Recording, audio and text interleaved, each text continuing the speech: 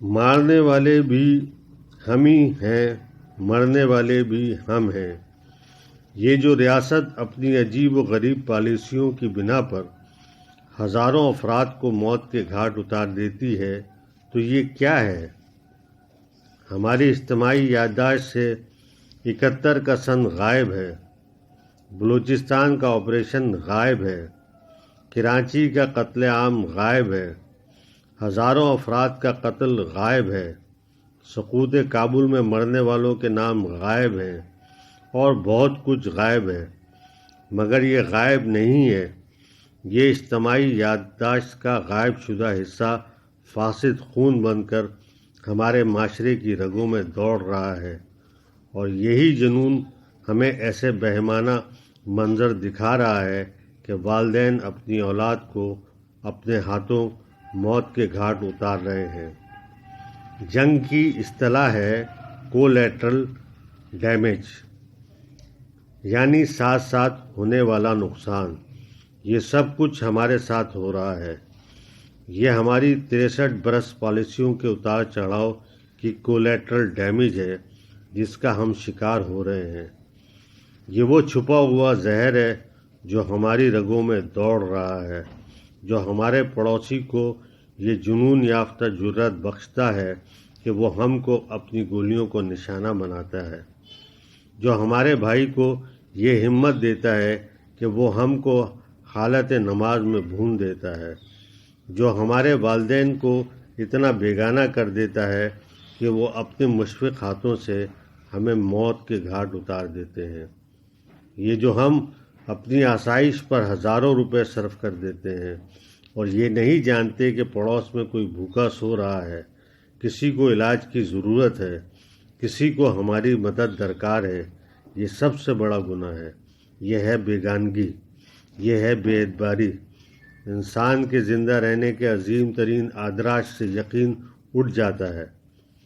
جب ہم کسی کو زندگی نہیں بخش سکتے تو پھر اتنی جرأت کیسے کر لیتے ہیں کہ کسی کی زندگی چھین لیں؟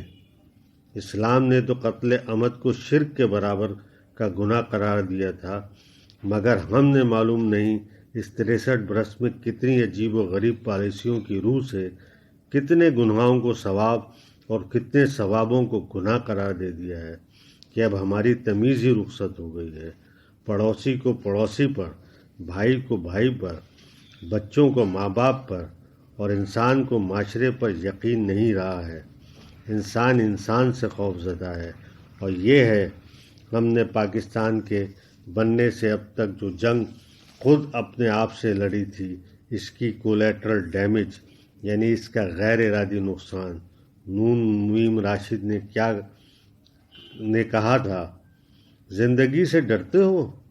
زندگی تم بھی ہو، زندگی تو ہم بھی ہیں۔ آدمی سے ڈرتے ہو؟ آدمی تو تم بھی ہو، آدمی تو ہم بھی ہیں۔ آدمی زباں بھی ہے، آدمی بیاں بھی ہے، اس سے تم نہیں ڈرتے؟